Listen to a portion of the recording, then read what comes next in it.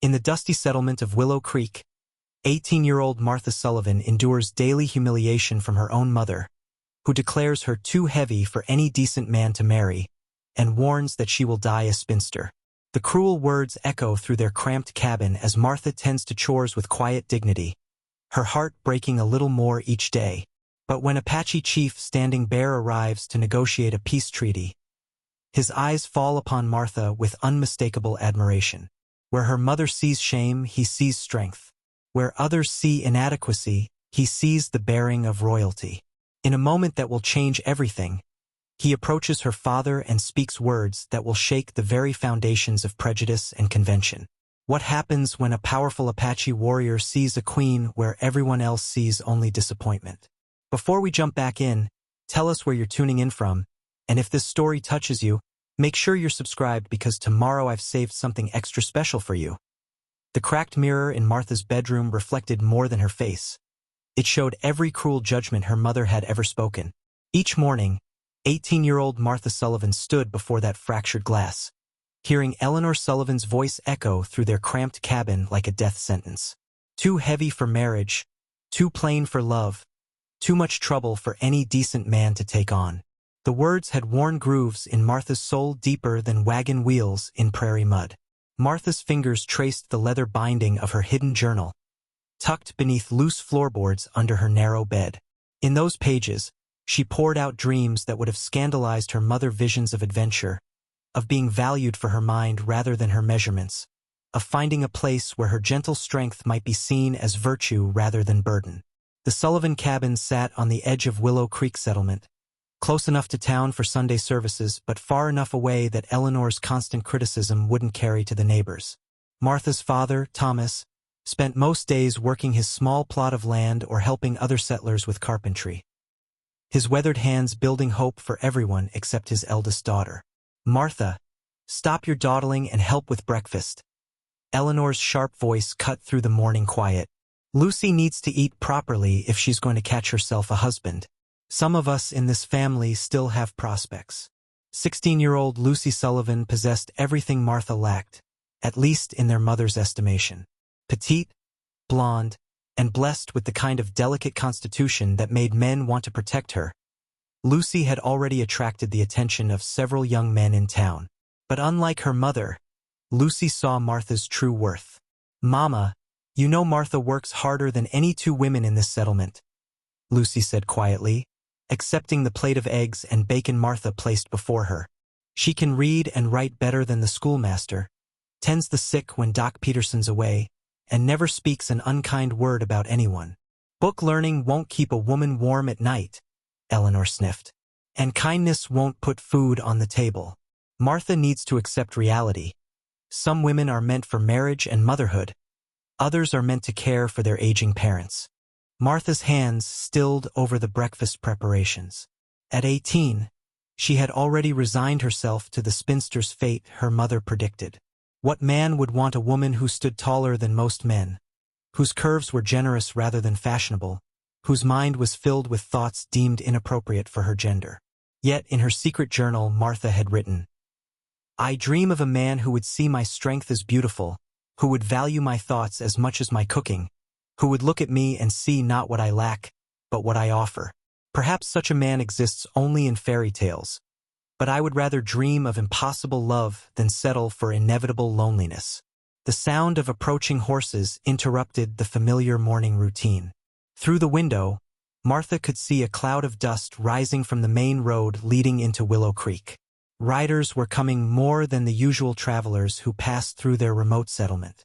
"Thomas," Eleanor called sharply. "Come see who's approaching." Martha's father emerged from the barn, wiping his hands on a cloth, his experienced eyes studying the approaching party. Even from a distance, something about these riders seemed different, purposeful, important, possibly dangerous.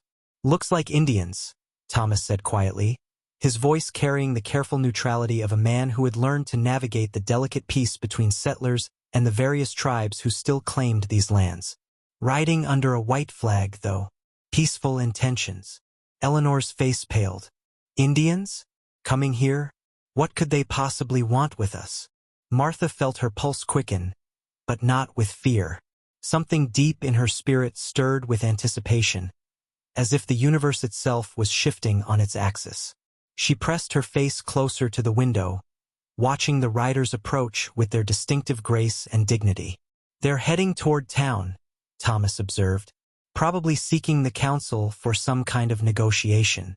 We should stay clear and let the town leaders handle whatever business they have."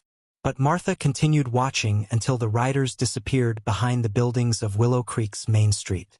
In her journal that night, she would write, "Today I felt as though my life was about to change forever. I cannot explain this feeling, but it's as if destiny itself rode into our settlement on horseback, carrying with it the promise of transformation I have always secretly hoped for." The mirror on her bedroom wall caught her reflection one more time before sleep claimed her. But for the first time in years, Martha didn't hear her mother's cruel words echoing back at her. Instead, she heard only the whisper of possibility. The Apache delegation arrived in Willow Creek like thunder rolling across the prairie, powerful, commanding, impossible to ignore.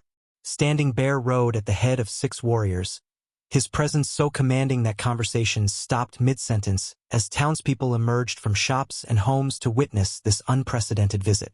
Martha had never seen anything like him. Tall and broad-shouldered, with long black hair adorned with feathers and silver ornaments, Standing Bear possessed the kind of natural authority that made other men step aside without conscious thought. His buckskin clothing was decorated with intricate beadwork that spoke of high status, and around his neck hung a magnificent necklace of turquoise and silver that caught the afternoon sunlight. But it was his bearing that truly set him apart. The way he sat his horse as if born to command, the steady confidence in his dark eyes, the respectful but unwavering dignity with which he surveyed the nervous townspeople. This was a man accustomed to being obeyed, respected, perhaps even feared. In his right hand, he carried a sacred eagle feather, a symbol of his authority as chief and his connection to the spiritual world. The feather had been blessed by his tribe's medicine man and had guided him through countless negotiations and battles.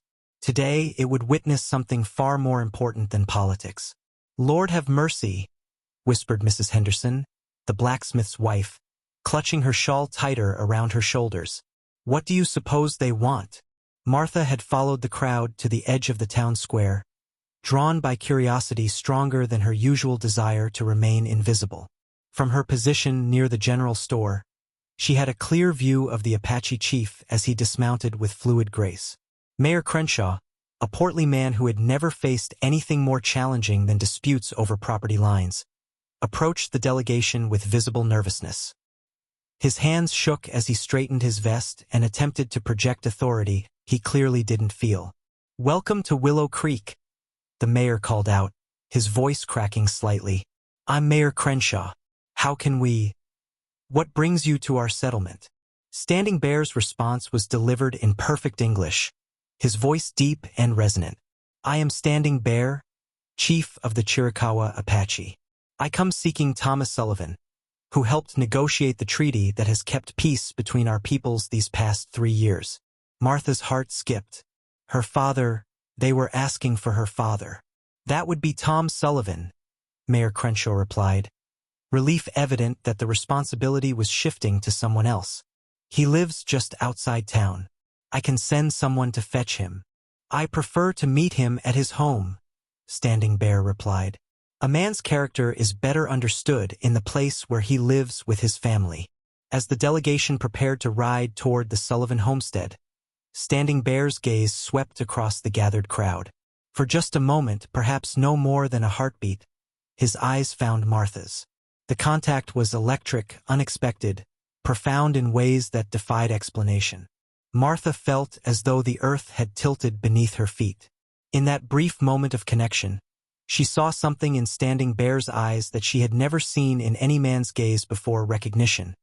Not of who she was, but of who she could be. There was no judgment in those dark eyes, no dismissal, no casual dismissal of her worth. Heat flooded her cheeks as she realized she was staring. Quickly, she looked away, but not before seeing something that made her pulse race. Standing Bear had not looked away. He continued to study her with an intensity that made her feel simultaneously exposed and valued. "Martha," Lucy whispered, appearing at her sister's elbow. Did you see how that chief looked at you? Don't be ridiculous, Martha whispered back, though her heart was pounding so hard she was certain everyone could hear it. He was just looking at everyone. No, Lucy insisted quietly. He was looking at you, specifically at you. The Apache delegation began moving toward the Sullivan homestead, but as they passed near the store where Martha stood, Standing Bear turned his horse slightly, allowing him another clear view of her. This time, he inclined his head slightly, a gesture of acknowledgement that was unmistakably directed at her alone. Martha's knees nearly buckled. Never in her 18 years had any man looked at her with such focused attention, such obvious interest. And this wasn't just any man. This was a chief, a leader, a man who commanded respect and wielded genuine power. We should get home, Martha managed to whisper to Lucy. Father will want us there if he's receiving important visitors. As they hurried back toward the homestead, Martha's mind raced with questions she couldn't answer and possibilities she didn't dare consider. The sacred eagle feather in Standing Bear's hand seemed to gleam with promise, as if the very spirits were conspiring to change the course of her carefully ordered world. By the time Martha and Lucy reached the Sullivan homestead, their father was already waiting on the front porch, his best shirt hastily donned and his hair slicked back with water. Eleanor stood beside him, wringing her hands and muttering about the impropriety of savages coming to call. Martha, Lucy, get inside, Eleanor hissed as the Apache delegation approached. This is men's business. But Thomas Sullivan held up a weathered hand. Eleanor, these are guests. We'll receive them properly. He had dealt with Standing Bear before during the treaty negotiations and recognized the importance of showing respect. Standing Bear dismounted and approached the porch with measured dignity. Up close, Martha could see the intelligence in his dark eyes, the careful way he assessed not just Thomas but the entire family dynamic playing out before him. Thomas Sullivan, Standing Bear said, his voice carrying the weight of formal occasion. I come to discuss matters that affect both our peoples. Chief Standing Bear, Thomas replied, extending his hand in greeting. You honor our home with your presence. Please, will you and your men take refreshment? The day is warm. It was then that Standing Bear's gaze found Martha again, standing just inside the doorway. Your daughter has grown since our last meeting, Thomas Sullivan. She has the bearing of a woman of importance. Eleanor's sharp intake of breath was audible. Martha felt the familiar shame begin to rise. Surely he was mocking her, the way men sometimes did when they wanted to be cruel in front of others. But Thomas, who had learned to read men's intentions during his years as an unofficial diplomat, saw something different in the chief's expression. Martha is a good daughter, he said carefully. Strong, intelligent, capable.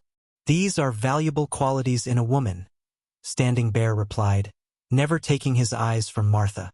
Among my people, such qualities are prized above mere decoration. Martha stepped forward, surprising herself with her boldness. Would you care for water, Chief Standing Bear?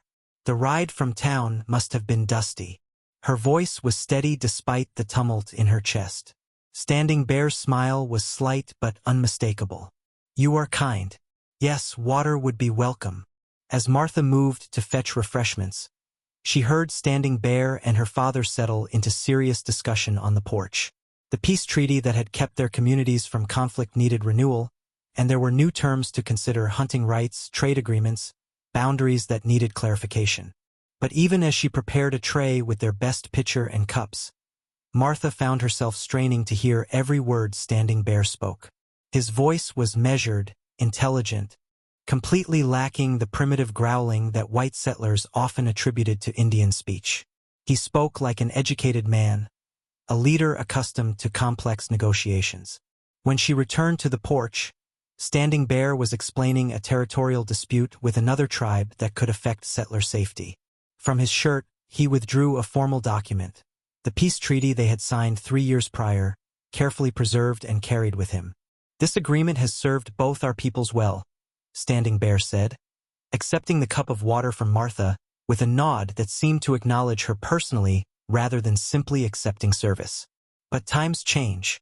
New challenges require new understandings. As the men talked, Martha found excuses to remain nearby, refilling cups, bringing out simple food, ensuring their guests felt properly welcomed. Each time she approached, Standing Bear's attention included her in a way that was both respectful and unmistakably personal. Eleanor, meanwhile, grew increasingly agitated. Martha, stop hovering. These men have important business to discuss. The young woman is not hindering our conversation, Standing Bear said quietly. Among my people, women often participate in discussions that affect the community. Their wisdom is valued. The statement hung in the air like a challenge to everything Eleanor believed about a woman's proper place. Martha felt something shift inside her chest, a door opening to possibilities she had never dared imagine. Your daughter has an intelligent face, Standing Bear continued, addressing Thomas directly but speaking loudly enough for Martha to hear. Intelligence in a woman is a gift from the spirits. It should be honored, not hidden. Thomas glanced at his eldest daughter with new eyes. Martha had always been the one he turned to when he needed help with reading contracts or calculating fair trades. Her quick mind and steady judgment had helped him countless times, though he had never considered these qualities might be valuable to anyone outside their family. Standing Bear carefully folded the treaty document and tucked it back into his shirt. The formal negotiations were complete, but his real business was just beginning. The formal negotiations had concluded, but Standing Bear made no move to leave. Instead, he reached into a leather pouch at his side and withdrew an object that made Eleanor gasp audibly. A bracelet of turquoise and silver, so exquisite it seemed to capture the very essence of the southwestern sky. Thomas Sullivan, Standing Bear said, his voice taking on the ceremonial tone of a man making a formal declaration. I have a proposal that extends beyond treaties between our peoples. Thomas straightened, sensing the gravity in the chief's manner. I'm listening. Standing Bear held the bracelet so it caught the afternoon light, each turquoise stone gleaming like trapped water. This belonged to my grandmother, who was considered the wisest woman of our tribe. It has been waiting for the right woman to wear it again. Martha's heart began to race. Surely he couldn't mean what she thought he meant. I wish to offer marriage to your daughter Martha, Standing Bear continued, his words falling like stones into still water. She possesses the qualities my people value most in a woman's strength, intelligence, dignity, and the inner beauty that comes from a generous spirit. The silence that followed was so complete that Martha could hear her own heartbeat thundering in her ears. Eleanor's face had gone white as bleached cotton, while Thomas stared at the Apache chief as if he had spoken in an unknown language. Marriage? Eleanor finally managed to gasp. You want to marry Martha? I do not want to marry her, Standing Bear corrected gently. I am formally requesting permission to marry her, as is proper. Among my people, such a union would be considered a great honor for both families. Eleanor's shock transformed into something approaching hysteria. This is impossible. Absolutely impossible. Martha is... She's not. You can't possibly. Mother? Martha found her voice, though it came out barely above a whisper. Let him speak. Standing Bear turned to face Martha directly, his dark eyes holding hers with an intensity that made the rest of the world fade away. In my culture, a chief's wife is more than a companion. She is a partner in leadership, a counselor whose wisdom shapes the future of the people. I have watched you today, seen how you move with grace and speak with intelligence. You have the bearing of a queen. Martha felt as though she were drowning and being rescued simultaneously. No man had ever spoken to her this way, had ever seen in her the qualities Standing Bear was describing. The familiar voice of self-doubt whispered that this was some cruel joke, but the sincerity in his eyes told a different story. This is madness, Eleanor declared, her voice rising to near shrillness. Thomas, you cannot seriously be considering this. Martha is too. She's not suitable for. She belongs here with her family. To what? Standing Bear asked quietly, his tone carrying a dangerous edge. Too intelligent? Too strong? Too capable of thinking for herself? Eleanor faltered, realizing that every criticism she might voice would only reinforce Standing Bear's reasons for valuing Martha. Thomas, meanwhile, was studying his daughter's face with the careful attention of a man trying to read a difficult situation. What he saw there surprised him, not fear or revulsion, but wonder and possibility. "Martha," Thomas said slowly, "this is your choice to make. What do you say?" The question hung in the air like smoke from a sacred fire. Martha looked at the magnificent bracelet in Standing Bear's hands, then at her mother's horrified expression, then finally into the steady, patient eyes of the man who saw her as worthy of being a queen. I would like to speak with you privately," Martha said to Standing Bear, her voice growing stronger with each word, "to understand what such a marriage would mean." Eleanor made a sound like a wounded animal. "Martha, you cannot be seriously considering this. A woman should understand what she is choosing," Standing Bear agreed. "In my culture, marriage is a partnership of equals. A woman keeps her own thoughts, her own voice, her own power to shape the future." Martha felt something inside her chest unfurl like a flower reaching toward sunlight. Here was a man offering her not just marriage, but respect, partnership, the chance to be valued for who she truly was rather than diminished for what she was not. "Then yes," she said, her voice clear and strong. "I would like to learn more about your proposal." Standing Bear smiled, the first truly warm expression she had seen from him, and carefully placed the turquoise bracelet on the porch railing between them. "Tomorrow I will return, and we will speak of the future," he said. "Tonight you should consider carefully. Such choices shape not just our own lives, but the lives of generations yet to come." That evening, Eleanor sat at her dressing table, staring at her own wedding ring, a simple gold band that had symbolized everything she believed marriage should be. Conventional, safe, predictable. The idea of her daughter marrying an Apache chief violated every assumption she had built her life upon. "Thomas, you cannot allow this," Eleanor said for the 100th time since Standing Bear's departure. "Think of what people will say. Think of the scandal. Think of Martha herself. She has no idea what she would be getting into." Thomas sat on the edge of their bed, his weathered hands folded, his expression thoughtful. "What I'm thinking about, Eleanor, is the way that man looked at our daughter, like she was something precious." "She's not precious to them," Eleanor snapped. "She's different, exotic. What happens when the novelty wears off? What happens when she realizes she's trapped in a world that isn't hers?" In the next room, Martha pressed her ear to the thin wall separating her small bedroom from her parents'. Through the cracks in the wood, she could hear every word of their argument. "And what world is hers, Eleanor?" Thomas's voice carried an edge Martha had rarely heard. "The world where her own mother tells her daily that she's too heavy for any decent man? The world where she's expected to spend her life caring for us in our old age because no one else will have her." Eleanor's sharp intake of breath was audible even through the wall. "I've been realistic about Martha's prospects. Someone has to be." "You've been cruel," Thomas said quietly, "and I've been a coward for allowing it." Martha sank onto her narrow bed, clutching her hidden journal to her chest.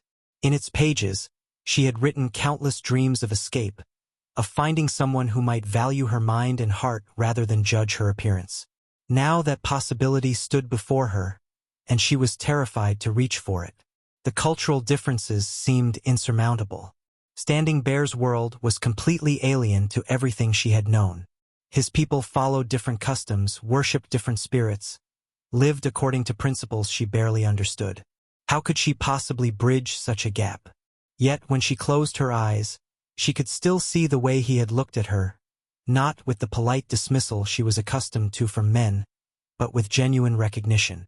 He had seen something in her that even she had not fully recognized in herself. A soft tap at her door interrupted her thoughts. "Martha? It's Lucy." Martha opened the door to find her sister holding 2 cups of tea, her young face serious with concern. "I thought you might want to talk," Lucy said, settling beside Martha on the bed. "I don't know what to think," Martha admitted. "This morning I woke up resigned to being a spinster. Tonight, an Apache chief wants to make me his queen. Do you care for him?" Lucy asked quietly. Martha considered the question carefully. I don't know him well enough to care for him as a person. But Lucy, the way he spoke about women, about intelligence being a gift from the spirits, about partnership in marriage, it's everything I've dreamed of and never dared hope for. Then why do you look so frightened? Martha set down her teacup and moved to the window, looking out toward the distant mountains where Standing Bear's people lived. Because what if Mother is right?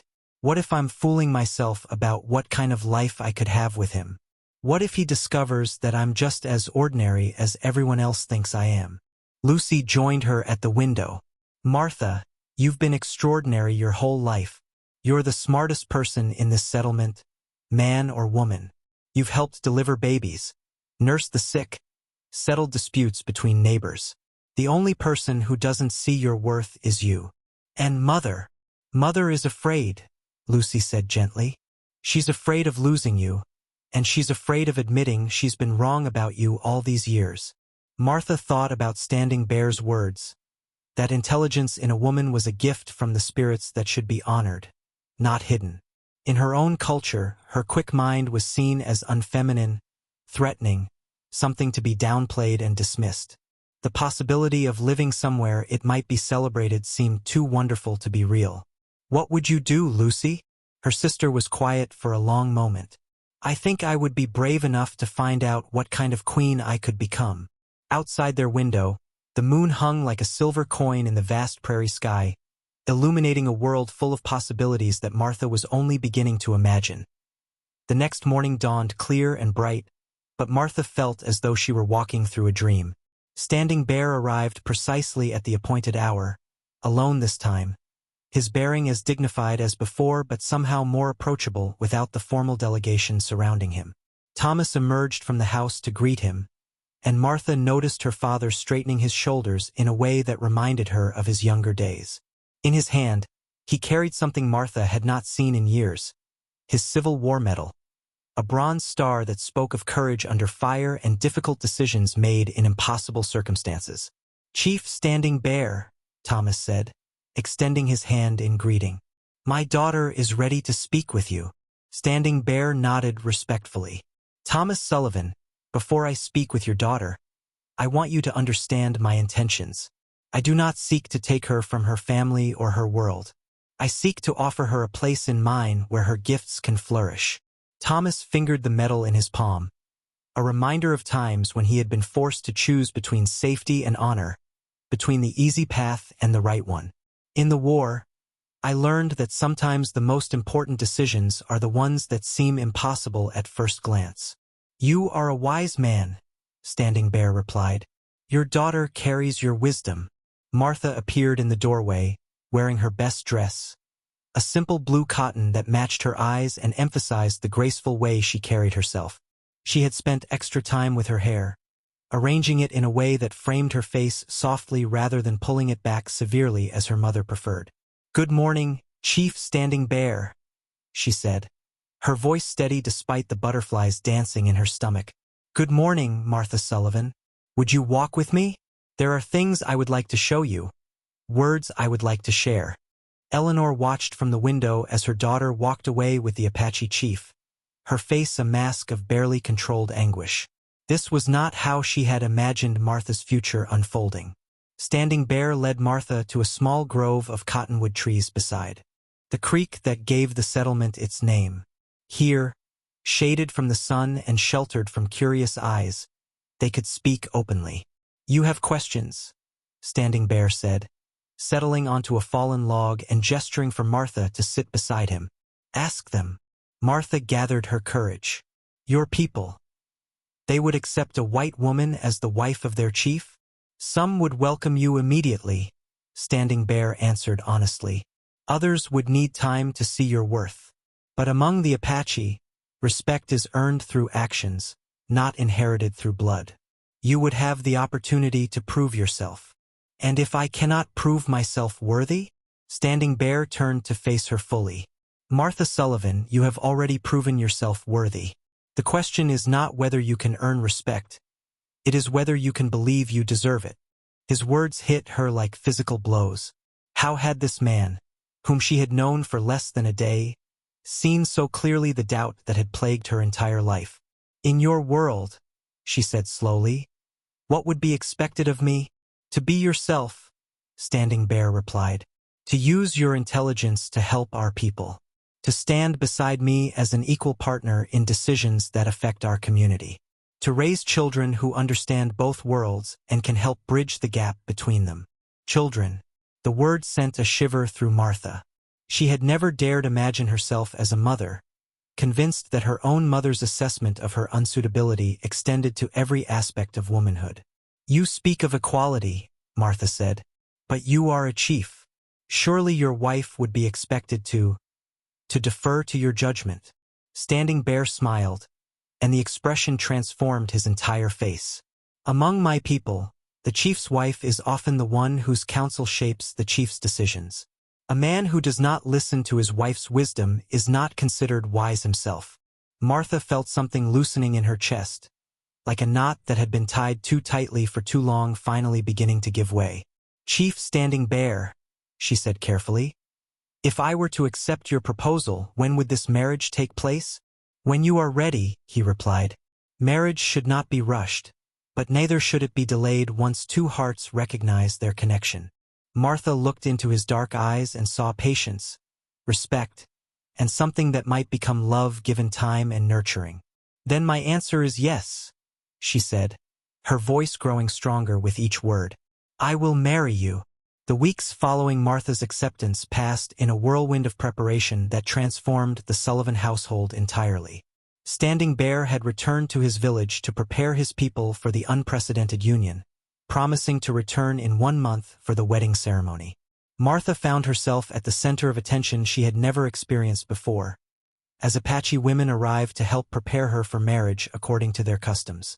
Chief among them was Ayanna, Standing Bear's sister, whose initial skepticism gradually gave way to grudging respect as she observed Martha's intelligence and willingness to learn. "The dress must be perfect," Ayanna explained as she spread out the most beautiful garment Martha had ever seen. The traditional Apache wedding dress was made of soft buckskin, decorated with intricate beadwork in patterns that told the story of Standing Bear's lineage and achievements. Turquoise, silver, and coral beads formed designs representing the eagle, the mountain, and the eternal cycle of seasons. "Each bead has meaning," Ayanna continued, her fingers tracing the careful patterns. "This eagle represents Standing Bear's spiritual power. These mountains represent the strength that will protect your marriage. These spirals represent the children you will bear and the generations that will follow." Martha touched the dress with reverent fingers. Never had she imagined wearing something so beautiful, so meaningful. The dress was more than clothing. It was a transformation, a tangible representation of her journey from rejected daughter to honored bride. "I don't know if I'm worthy of something so magnificent," Martha whispered. Ayanna studied her for a long moment. "My brother sees worthiness in you that you do not yet see in yourself. Perhaps it is time to trust his vision." The Apache women taught Martha basic words in their language, words for family, respect, love, partnership. They showed her the ceremonies she would participate in, the customs she would be expected to understand. Most importantly, they began to teach her about the role of a chief's wife. "You will not just be Standing Bear's woman," explained Najoni, an elderly woman whose weathered face spoke of decades of wisdom. "You will be mother to the tribe, counselor to the chief, keeper of traditions, and bridge between worlds." The responsibility felt overwhelming, but also thrilling. For the first time in her life, Martha was being prepared for a role that would utilize every aspect of her intelligence and strength. Eleanor watched these preparations with increasing dismay. Her daughter was slipping away from everything familiar, embracing a world Eleanor could neither understand nor accept. "This is madness, Thomas," Eleanor said one evening as they watched Martha practice the wedding dance steps Ayanna had taught her. "Look at her. She's becoming someone completely different." Thomas, however, saw something else entirely. He saw his daughter's face glowing with confidence and purpose for the first time in her adult life. He saw her moving with new grace, speaking with new authority, carrying herself with the bearing of someone who finally understood her own worth. She's becoming who she was always meant to be, Thomas replied quietly. We just couldn't see it before. Lucy threw herself into helping with the preparations, delighting in her sister's transformation. She helped Martha practice Apache customs, listened as Martha learned new words, and served as a bridge between Martha and their increasingly resistant mother. You're beautiful, Lucy told Martha one evening as they worked together on the beadwork that would adorn Martha's hair. I mean, you were always beautiful, but now you look like you believe it. Martha caught her reflection in the mirror, not the cracked, cruel mirror of her childhood, but a new mirror that Ayanna had brought, one that seemed to reflect something deeper than surface appearance. What she saw there surprised her. A woman of strength and dignity, a woman worthy of respect and love. Standing Bear visited twice during the preparation period, bringing gifts that demonstrated his commitment, blankets woven by his grandmother, turquoise jewelry that had been in his family for generations, and books he had acquired that showed his understanding of Martha's love of reading. You honor me with these gifts, Martha told him during his second visit. You honor me by accepting them, he replied, and by accepting the responsibility of being my partner in leading our people. As the wedding day approached, Martha felt the last vestiges of her old insecurities falling away. The dress, the customs, the language lessons, all of it was transforming her from the inside out. She was no longer the woman her mother had deemed unworthy of marriage. She was becoming the queen Standing Bear had recognized from their first meeting.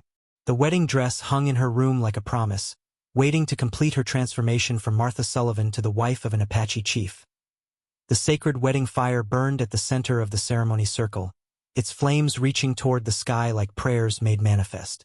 The fire had been kindled at dawn by the tribe's medicine man using ancient rituals, and would burn throughout the day as witness to the union between Standing Bear and Martha.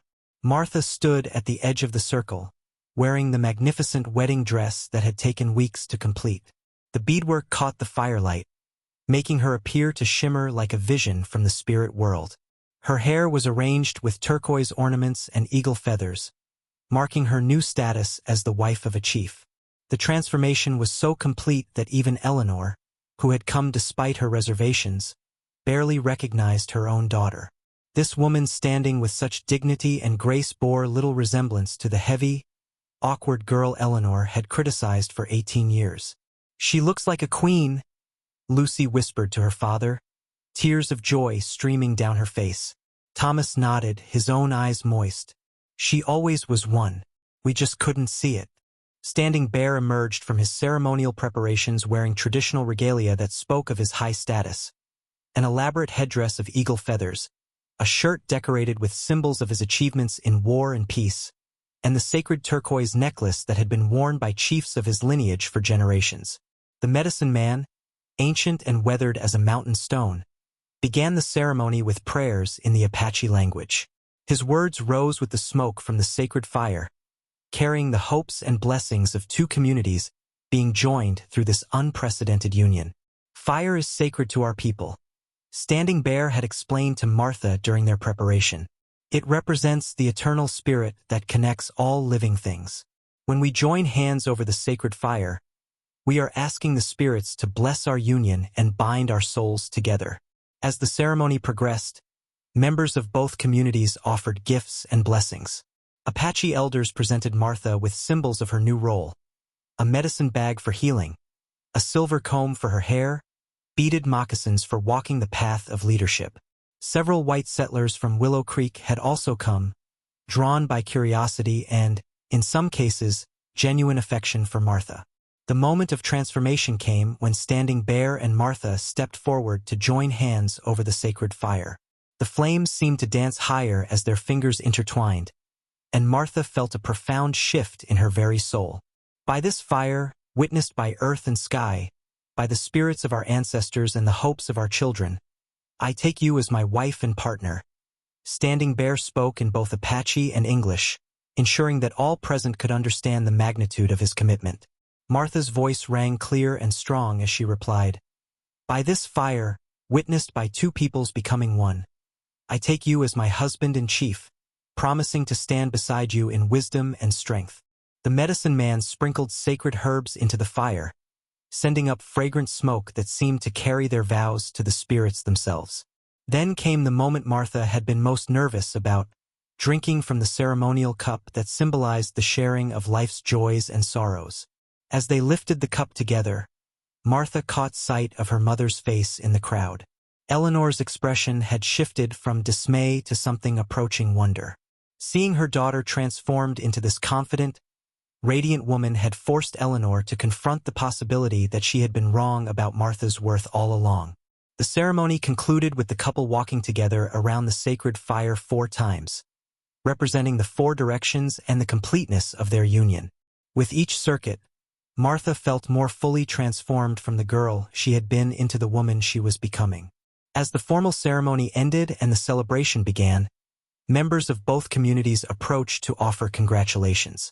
Martha received each blessing with grace, speaking to Apache elders in their own language and welcoming white settlers with familiar warmth.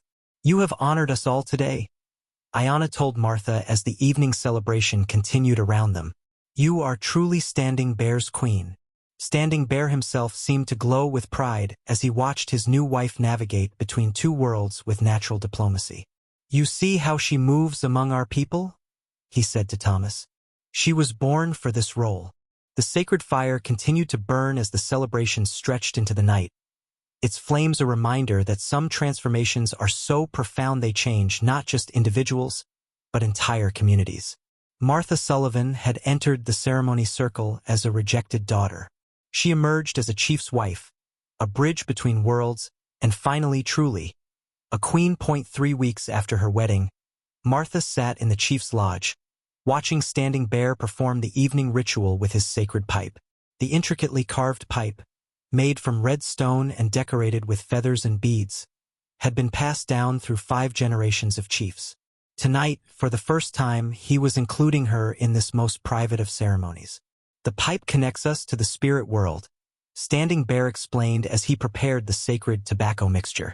"When I smoke, I pray for wisdom to guide our people, for strength to protect them, for vision to see the path forward." Martha had learned much about Apache customs in her brief time as Standing Bear's wife, but this was the first glimpse into the spiritual responsibilities that weighed on her husband's shoulders. As chief, he was not just a political leader but a spiritual conduit between his people and the sacred world.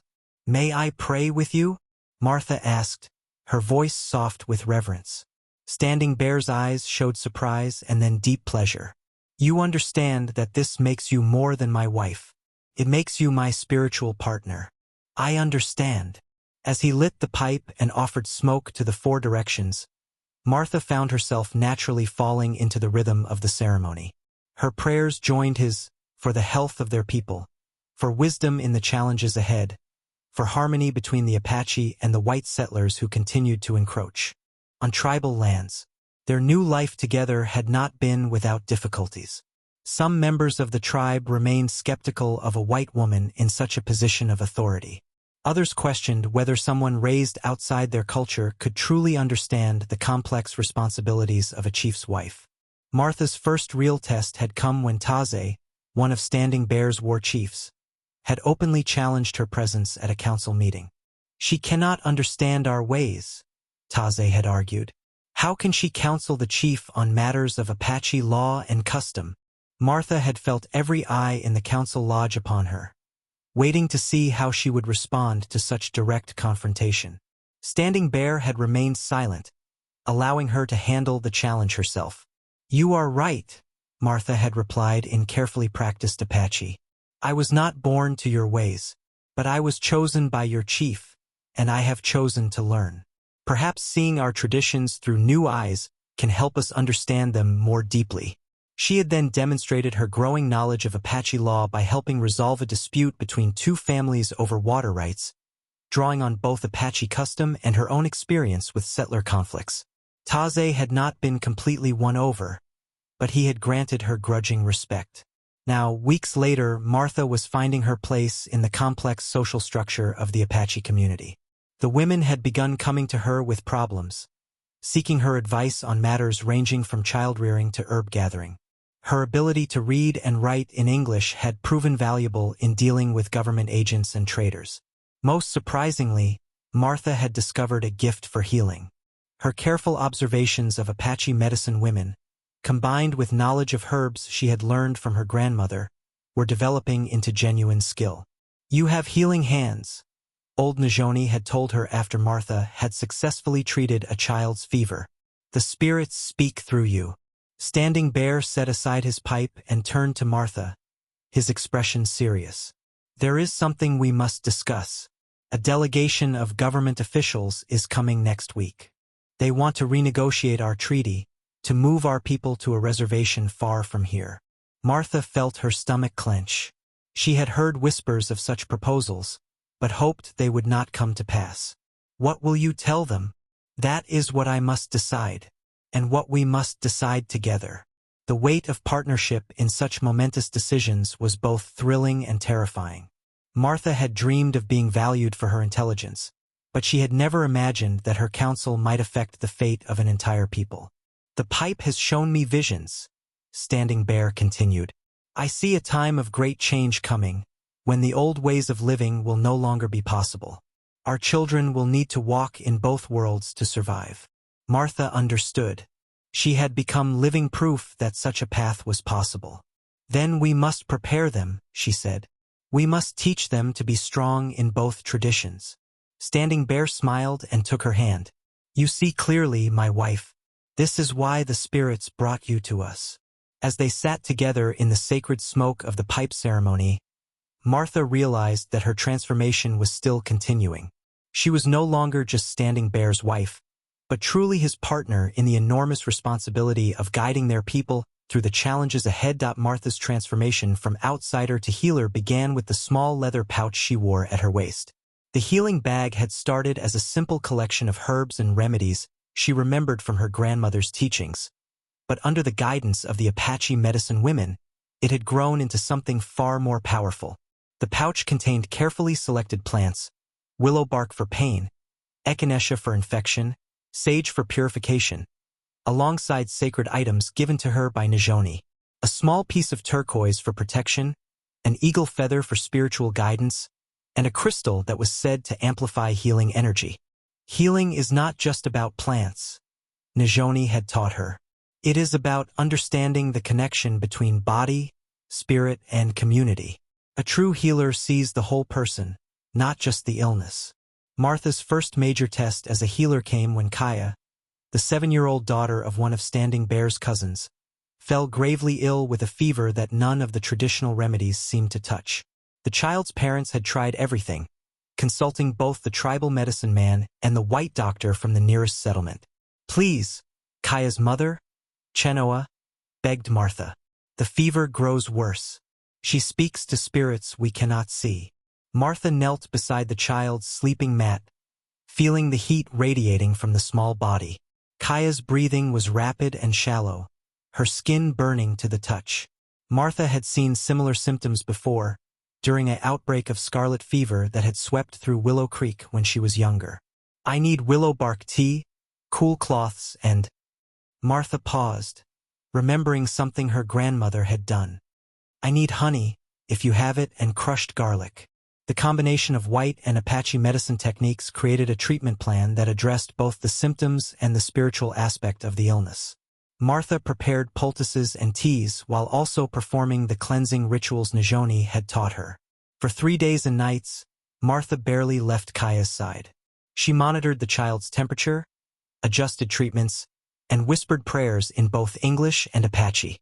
Standing Bear brought her food and water, marveling at his wife's dedication and growing skill. On the 4th morning, Kaya's fever broke. The child opened clear, bright eyes and asked for her mother. The recovery was swift and complete, leaving no doubt that Martha's intervention had saved the girl's life. "You have been blessed by the healing spirits," the tribal medicine man told Martha with deep respect. "Your medicine bag carries strong power." Word of Martha's success spread quickly through the Apache community. Families began seeking her help with ailments ranging from difficult births to battle wounds.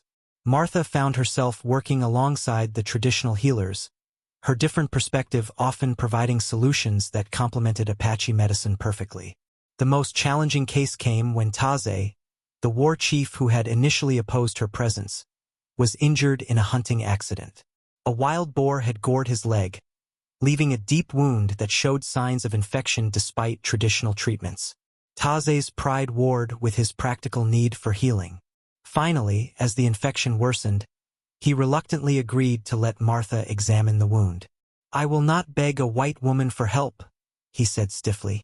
"You don't need to beg," Martha replied calmly. "You need to heal. Let me do what I can." Martha cleaned the wound thoroughly, something that went against traditional Apache practice but which her grandmother had taught her was essential for preventing infection. She applied a poultice made from plants both cultures used for healing, and created a schedule of treatments that gradually drew out the infection. As Taze healed, his attitude toward Martha began to shift. He observed her careful attention to Apache customs while applying her own knowledge, her respectful interactions with the traditional healers, and her genuine care for all members of the community. "You are not what I expected," he admitted as his leg continued to improve. "I thought you would try to replace our ways with white medicine." "I'm not here to replace anything," Martha said. "I'm here to learn, to help where I can, and to build bridges between different kinds of wisdom." By the time Taze was fully healed, he had become one of Martha's strongest supporters. His public endorsement of her healing abilities silenced most remaining criticism of her role in the tribe. Standing Bear watched his wife's growing reputation with pride and amazement. The woman who had been deemed unworthy of marriage by her own mother was now sought out by Apache families as a gifted healer and wise counselor. "Your medicine bag grows stronger each day," he told her one evening as she organized her supplies. "But it is your spirit that makes the medicine powerful." Martha smiled, touching the small pouch at her waist. Inside were not just herbs and sacred objects, but the accumulated trust and respect of a community that had welcomed her as their own. The letter arrived on a cold autumn morning, carried by a rider who had traveled hard from Willow Creek. Martha recognized Lucy's careful handwriting on the envelope, but the urgency of the message inside caught her completely off guard. "Dearest Martha," the letter began, "I write with news that will distress you greatly. Mother has taken gravely ill with pneumonia. The doctor says her condition is critical. She has been asking for you constantly, though she tries to hide it behind her usual stubborn pride. Father believes you should know, though he hesitates to ask you to make such a difficult journey in your delicate condition." Martha's hand instinctively moved to her still flat abdomen. Lucy was the only family member who knew about the pregnancy Martha had recently discovered. The timing of her mother's illness could not have been worse. "She has changed since your wedding," Lucy's letter continued. "The transformation in you affected her more deeply than anyone realized. I think she finally understands how wrong she was about you, but her pride prevents her from admitting it openly. Please come if you can. I fear this may be her last chance to make things right between you." Standing Bear found Martha sitting by their lodge fire, the letter trembling in her hands. Her face was pale, and he could see the conflict raging in her heart. "What troubles you, my wife?" Martha handed him the letter, watching his expression grow serious as he read Lucy's words. "You must go to her," he said without hesitation. "But the baby, the dangerous journey, and what if she?" Standing Bear knelt beside her, taking her hands in his. "What if she dies without the chance to see who you have become? What if you carry that regret for the rest of your life?" The journey to Willow Creek took 3 days of hard riding. Standing Bear insisted on accompanying her despite the risks of an Apache chief traveling so far into white territory. Ayana and 2 other women came as well, forming a protective circle around Martha that spoke to their deep respect for her. When they arrived at the Sullivan homestead, Martha was shocked by the changes. The house seemed smaller somehow, shabbier than she remembered. Thomas had aged visibly in the months since her wedding, and Lucy looked exhausted from caring for their ailing mother. Eleanor lay in the bed she had shared with Thomas for 23 years, her face gaunt with illness but her eyes still sharp with intelligence. When Martha appeared in the doorway, those eyes filled with an emotion Martha had never seen there before. something that might have been wonder, or regret, or perhaps both. "Martha," Eleanor whispered, her voice hoarse from coughing.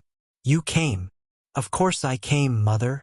Martha approached the bed slowly, aware that this moment would define their relationship forever. Eleanor's eyes took in every detail of her daughter's appearance. The confident bearing, the beautiful Apache clothing, the unmistakable glow of early pregnancy, and most of all, the complete absence of the shame and uncertainty that had once characterized Martha's every movement. "I was wrong about you," Eleanor said, the words seeming to cost her enormous effort. "I was so wrong."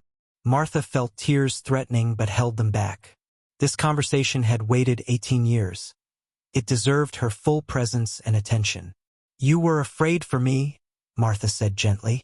"I understand that now." "No," Eleanor struggled to sit up straighter. "I was afraid of you, afraid of your strength, your intelligence, your refusal to be diminished by my criticism. I tried to make you smaller because your bigness made me feel inadequate."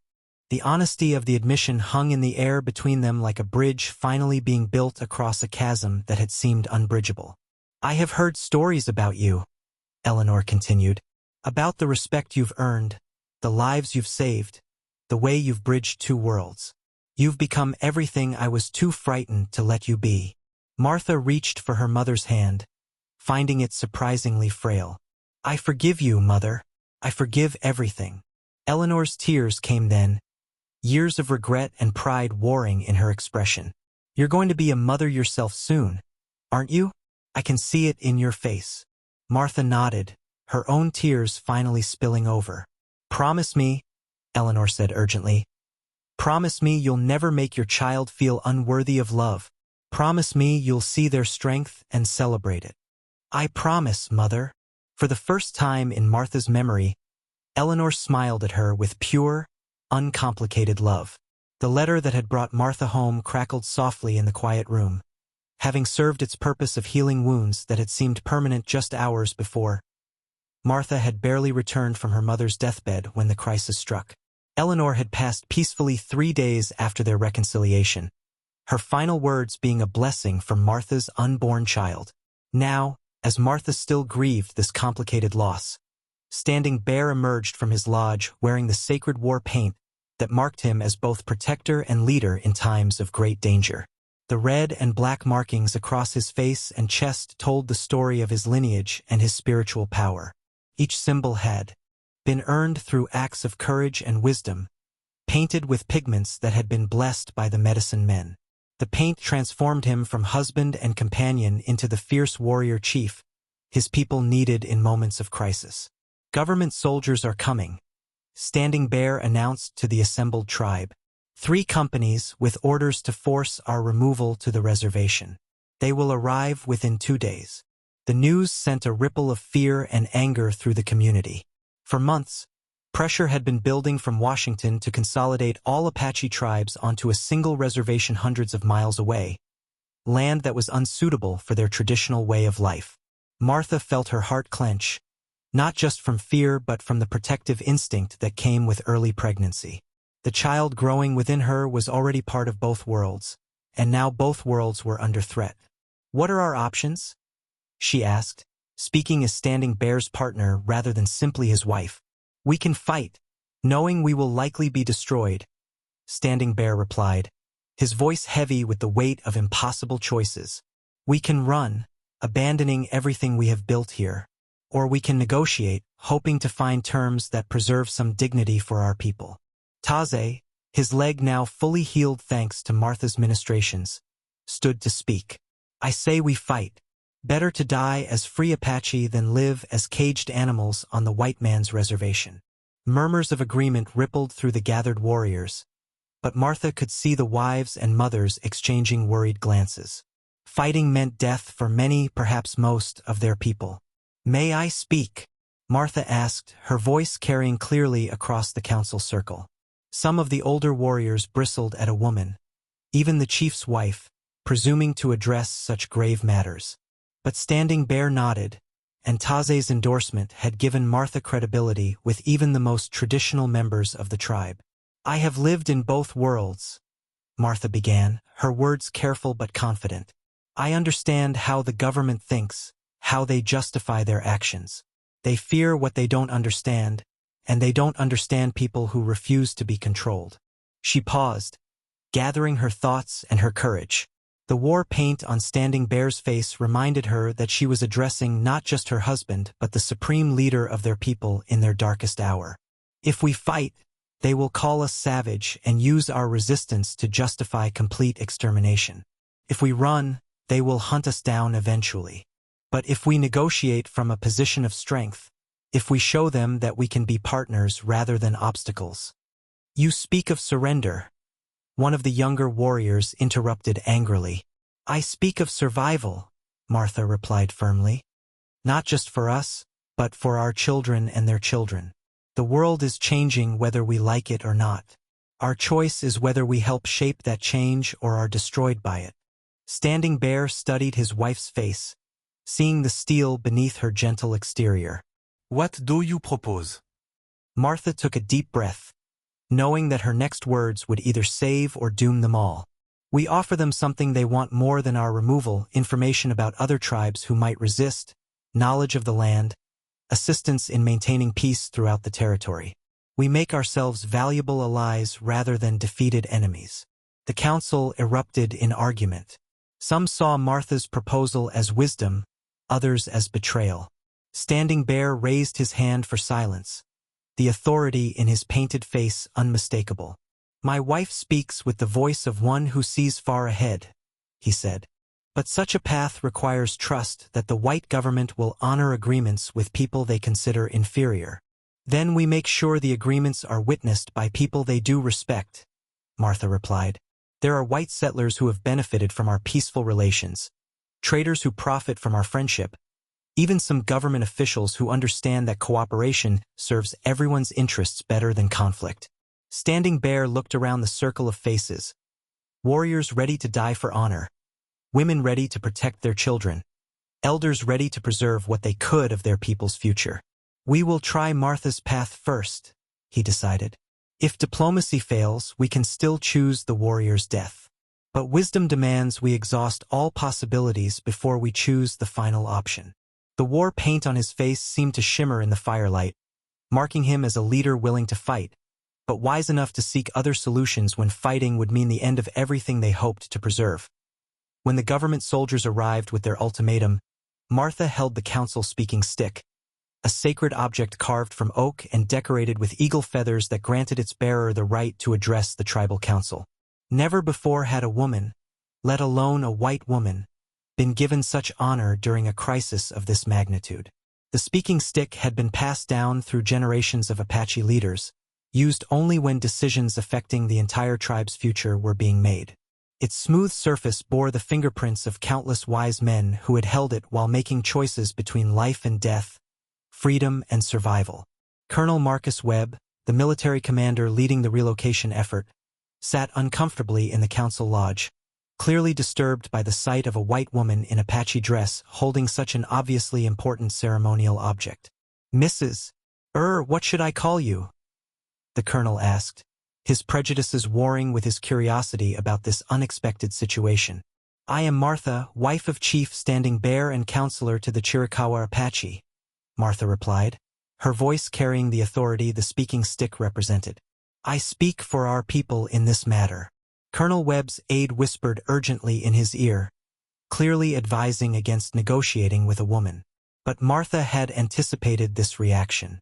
Colonel Webb, I understand your surprise, but I also understand something about military efficiency that your superiors in Washington will appreciate. She gestured to Standing Bear, who remained silent, allowing her to lead the negotiations as they had planned. My husband is a warrior and a leader. I am someone who understands both Apache and American law, both tribal customs and government procedures. Which of us do you think can create an agreement that will actually work? The colonel studied Martha with grudging interest. Her confidence was undeniable, her intelligence obvious, and her unusual position clearly commanded respect from the Apache warriors surrounding them. What exactly are you proposing? He asked. Martha lifted the speaking stick slightly, drawing on its symbolic power to give weight to her words. We propose a new kind of arrangement. Not removal to a distant reservation, but partnership here, in our traditional lands. She outlined the plan she and Standing Bear had developed with input from the tribal council. The Apache would serve as guides and scouts for the military, helping maintain peace with other tribes. They would share intelligence about potential threats and assist in negotiations with hostile groups. In return, Martha continued, we ask to remain on a portion of our ancestral lands, with guaranteed hunting and gathering rights. We will establish a permanent settlement that can serve as a model for peaceful coexistence between Apache and American interests. Colonel Webb's expression was skeptical. And what happens when your warriors decide they prefer the old ways of raiding and warfare? Martha's smile was confident. Colonel, look around this lodge. Do you see warriors eager for hopeless battle? Or do you see men who understand that their children's future depends on finding a new path? She gestured toward Taze, whose presence at her side spoke volumes about her credibility within the tribe. Our war chief supports this plan because he understands what I learned when I married into this tribe. Sometimes the greatest courage is in choosing change over destruction. The negotiations continued for 3 days. Martha found herself serving as translator not just of languages, but of concepts and worldviews that seemed incompatible. The speaking stick never left her hands during these crucial discussions, its presence reminding everyone of the gravity of the decisions being made. When disagreements arose, Martha would hold the stick higher, invoking its authority to demand attention and respect for Apache concerns. When progress stalled, she would use her understanding of military hierarchy to appeal to Colonel Webb's practical nature rather than his prejudices. The breakthrough came when Martha proposed a trial period 6 months to prove that the partnership could work. Colonel, your superiors want results, not ideology. Give us 6 months to show that cooperation produces better outcomes than conflict. If we fail, the removal order can still be carried out. If we succeed, everyone benefits. Colonel Webb finally agreed to recommend the trial period to his superiors. As the formal agreement was signed, Martha set the speaking stick aside with deep reverence. You have used this well, Standing Bear told her quietly. The spirits who guide our council have spoken through you today. Martha touched the smooth wood of the speaking stick one final time before returning it to its place of honor. In her hands, it had become more than a symbol of authority. It had become the tool that carved out a new future for her adopted people. The artifact that had once granted voice only to Apache men had been used by a woman born in the white world to save both worlds from destroying each other. Standing Bear returned from the successful mission against hostile raiders carrying his victory lance, a weapon that had been blessed by 3 generations of medicine men and had never known defeat in his hands. The lance was more than wood and steel. It was a symbol of his prowess as both warrior and protector, decorated with eagle feathers and bear claws that told the story of his victories. But this victory was different from all the others. For the first time, Standing Bear had led a joint force of Apache warriors and U.S. cavalry soldiers, proving that the partnership Martha had negotiated could work in practice as well as theory. The raiders never expected coordinated resistance. Standing Bear reported to the gathered tribal council, his voice carrying satisfaction and pride. Apache knowledge of the terrain combined with military firepower ended the threat without a single casualty among our allies. Martha, now visibly pregnant and glowing with maternal health, listened from her place of honor beside the chief's seat. The past months had seen her role evolve yet again, from negotiator to administrator, helping coordinate the complex logistics of the Apache-American partnership. The victory lance caught the firelight as Standing Bear placed it in its ceremonial holder. Each notch carved into the weapon's shaft represented a successful defense of their people. But the newest marking was different. It showed 2 figures standing together, representing the alliance that had made this latest victory possible. Colonel Webb sent official commendations, Martha added, reading from a letter that had arrived with the returning warriors. The military command is impressed enough with our performance that they're recommending the trial period be made permanent. Cheers erupted from the assembled Apache, but Martha could see the complex emotions playing across various faces. Success brought security, but it also meant permanent change to their traditional way of life. Ayana approached Martha after the celebration, her expression thoughtful. Sister, you have given our people a future. But some worry about what we lose in gaining safety. What do you mean? The young men speak of missing the old ways.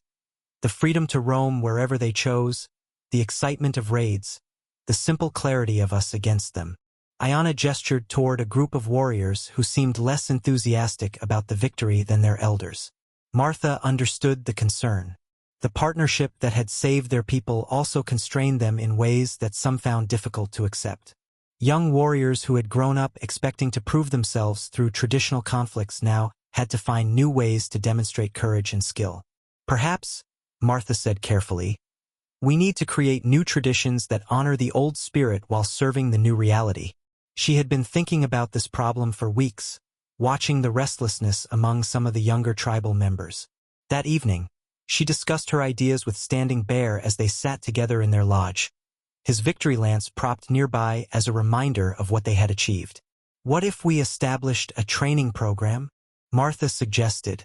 Young Apache men could serve as scouts and guides for the military, earning respect and wages while using the skills their fathers taught them. Standing Bear considered this thoughtfully. And the young women could serve as interpreters, teachers, mediators between Apache families and government officials. We need people who understand both worlds to help others navigate the changes. You speak of creating a new kind of warrior, Standing Bear observed. One who fights with words and wisdom instead of lance and bow.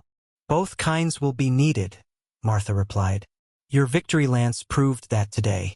But teaching our children to be bridge builders, as well as defenders, ensures they'll have tools for every challenge they face. The conversation was interrupted by urgent voices outside their lodge. Taze appeared at the entrance, his face grim with concern. Chief, there's trouble brewing.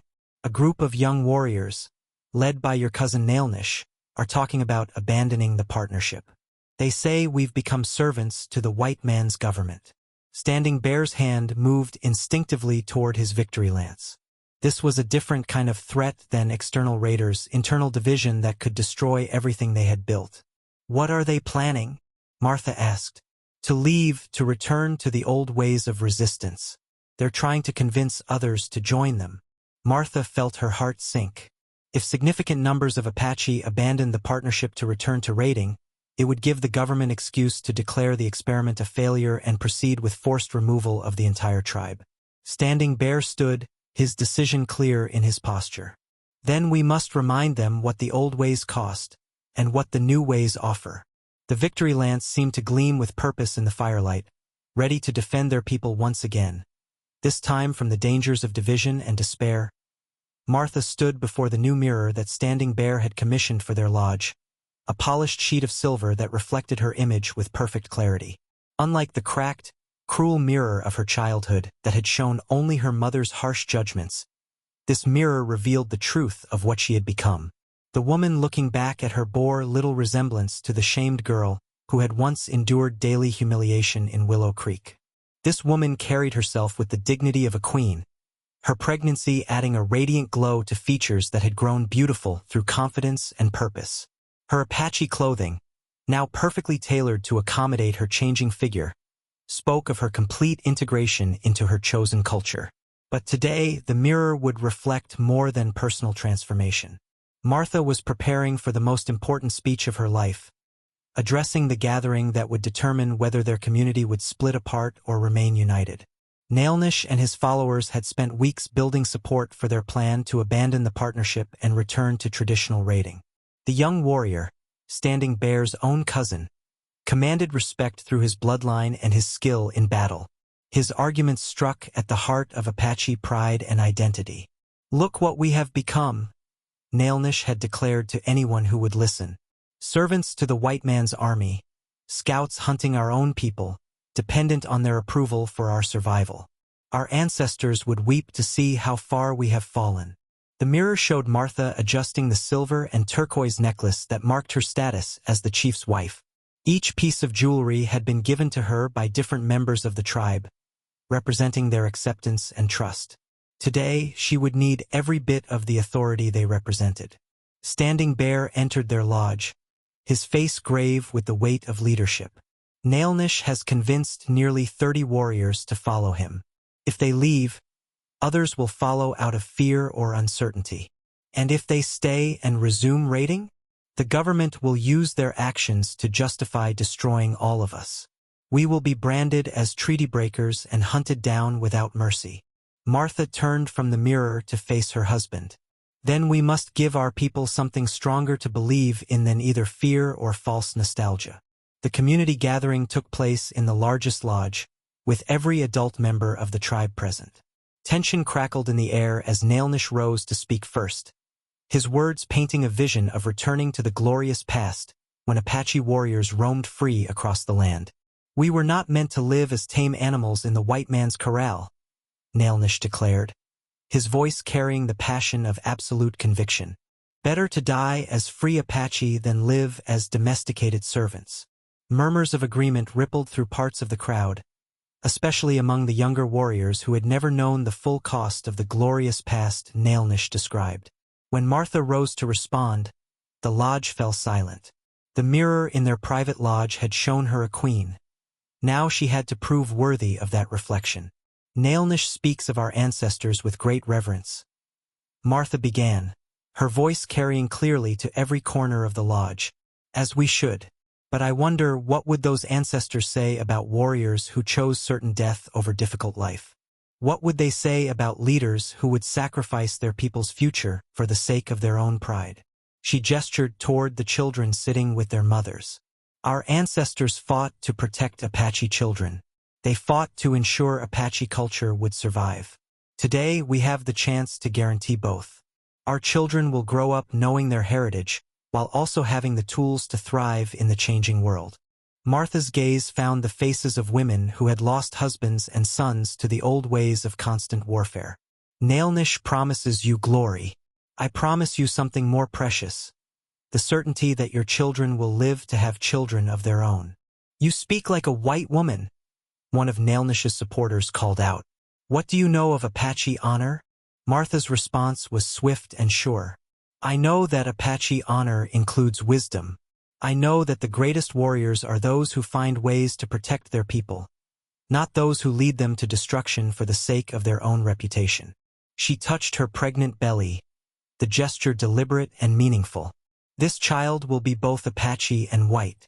It will face challenges we cannot imagine, but it will face them from a position of strength, because its parents chose adaptation over annihilation. The mirror had shown Martha a queen, but her words revealed something even more powerful, a mother and leader who understood that true courage sometimes meant choosing the harder path of building rather than the easier path of burning. The crown of feathers that adorned Martha's head during the formal recognition ceremony had been crafted by the tribe's most skilled artisans. Each feather told a story: eagle for spiritual power, hawk for keen vision, cardinal for courage in the face of change. The intricate beadwork that held the feathers in place incorporated symbols from both Apache and white traditions, representing the bridge Martha had become between two worlds. Standing Bear placed the crown on his wife's head with reverence befitting the moment. Never before had the Chiricahua Apache formally recognized a white woman as queen, but Martha's leadership during the crisis with Nailnish had proven her worthiness beyond all doubt.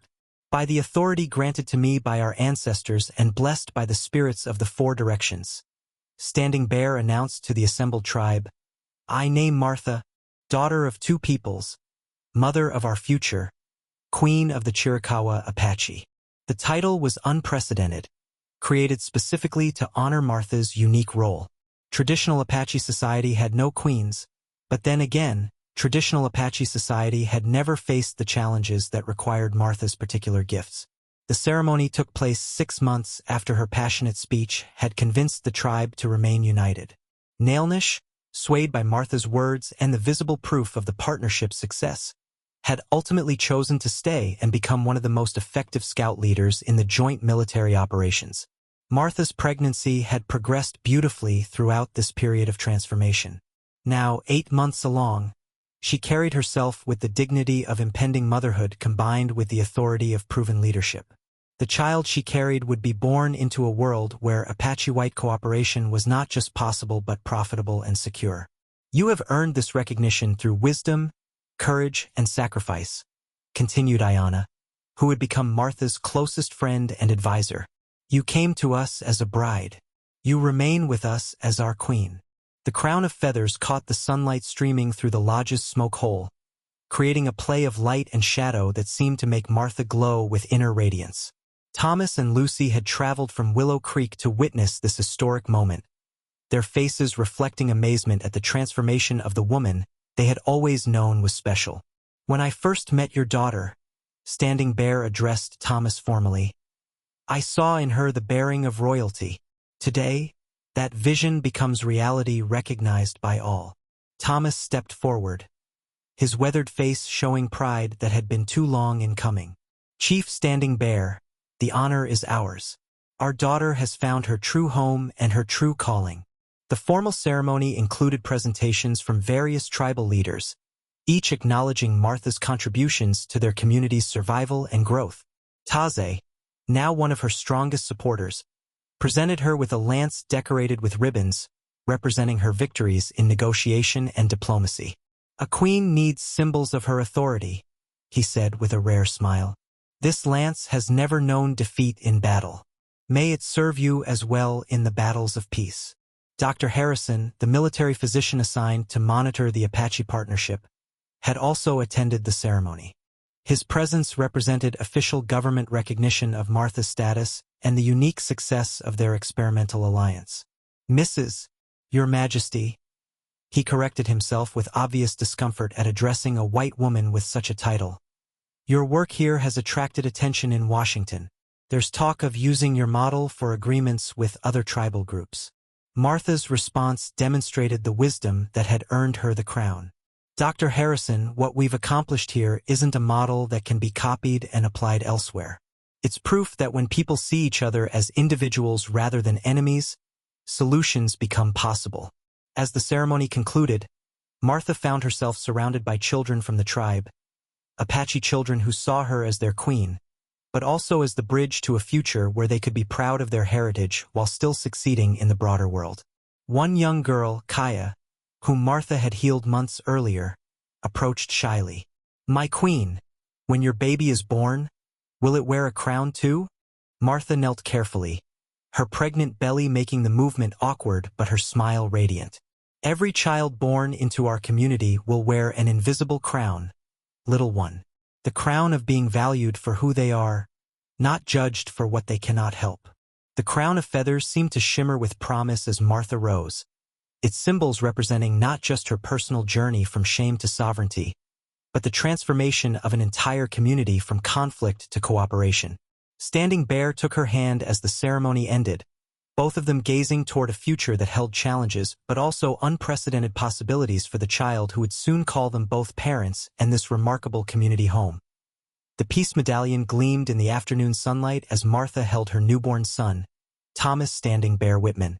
The medallion, crafted from silver and turquoise by the tribe's master metalsmith, bore symbols from both Apache and American traditions, an eagle and a dove intertwined, representing the lasting harmony that Martha and Standing Bear's union had helped forge. 2 years had passed since Martha's formal recognition as queen, and the experimental partnership had exceeded everyone's expectations. The medallion had been created to commemorate the permanent treaty signed between the Chiricahua Apache and the United States government, with Martha serving as one of the primary negotiators. He has your eyes, Standing Bear observed, gazing down at their son with wonder that had not diminished in the weeks since the birth.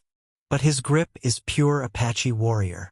Martha laughed softly, her joy complete in ways she had never imagined possible. The baby represented everything their alliance had achieved, a future where children could inherit the best of both worlds without being forced to choose between them.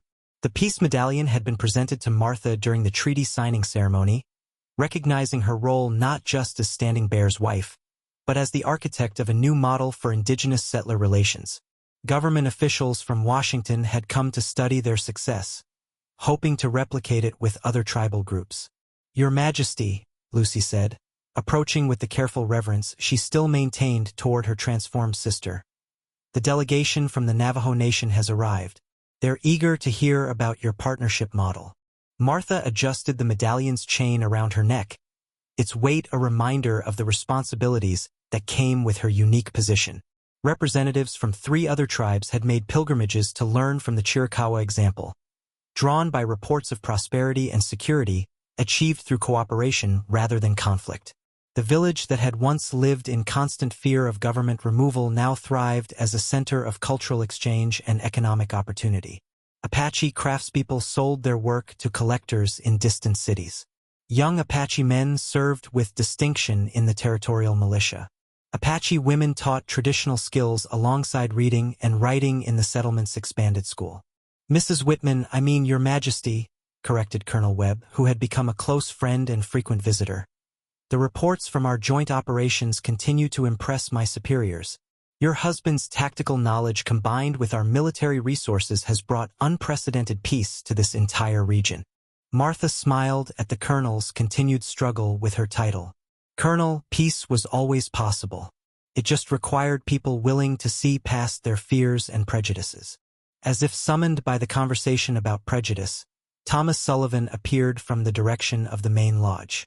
Martha's father had moved permanently to the Apache settlement after Lucy's marriage to a young rancher from Colorado, finding in his daughter's new community the sense of purpose that had eluded him since Eleanor's death. "Granddaughter Martha," he said, using the Apache term of respect he had learned, "the Navajo delegation is particularly interested in your educational initiatives. They want to establish similar programs for their own children." The baby stirred in Martha's arms, tiny fingers grasping reflexively at the peace medallion. The gesture seemed symbolic, a new generation reaching for the tools of harmony rather than weapons of war. "Tell them we'll share everything we've learned," Martha replied, "but remind them that what works for the Chiricahua might need to be adapted for their specific circumstances and traditions." As the afternoon progressed into evening, Martha found herself surrounded by the life she had helped create. Standing Bear discussed military tactics with Colonel Webb and the Navajo war chiefs. Apache children played alongside the few white children from nearby settlements. Traders and craftspeople from multiple cultures conducted business with mutual respect and profit. The peace medallion caught the firelight as Martha sat nursing her son, while simultaneously reviewing documents for the next day's formal negotiations. This too had become part of her reality, motherhood and queenship intertwining seamlessly. "Do you ever miss the simplicity of your old life?" Ayana asked, settling beside Martha with her own children. Martha considered the question seriously, looking back at the woman who had once believed herself unworthy of love or respect. "I miss the illusion that simple solutions existed," she replied finally. "But I wouldn't trade the complexity of this life for anything." The peace medallion glinted one final time as the sun set behind the mountains that had witnessed so much transformation. In its reflection, Martha could see not just what had been accomplished, but what was yet to come, generations of children who would grow up knowing that their worth was measured not by the circumstances of their birth, but by the courage of their choices and the wisdom of their hearts. Standing Bear joined his family as the stars emerged, the peace medallion between them catching and holding the light of infinite possibilities.